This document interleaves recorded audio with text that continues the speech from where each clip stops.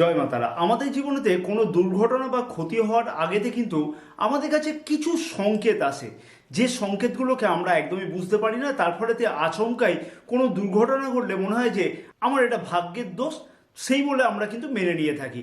অতি অবশ্যই সেই সংকেতগুলোকে যদি জানা যায় না, তাহলে কিন্তু আগে থেকে সেই দুর্ঘটনা থেকে অতি অবশ্যই মুক্তি পাওয়া সম্ভব হবে। যদি দেখা যায় যে বাড়ির ছাদের জলের ট্যাঙ্ক আচমকাই কোনো ছিদ্র হয়ে গিয়েছে, অথবা বাথরুমেতে ড্রেনেজ ওয়াটারে ভীষণ কোনো সমস্যা হচ্ছে, অথবা ইলেকট্রনিক্স জিনিস হঠাৎ হঠাৎ করে খারাপ হতে আরম্ভ করেছে, যেমন টিভি, ফ্রিজ হঠাৎ করে খারাপ হতে আরম্ভ করেছে, অথবা রান্নাঘরে হয়তো মিক্সার গ্রাইন্ডার হঠাৎ করে খারাপ হতে আরম্ভ করেছে, তাহলে কিন্তু বেশ কিছু আচমকা দুর্ঘটনা ঘটবার আগাম সংকেত কিন্তু দিচ্ছে।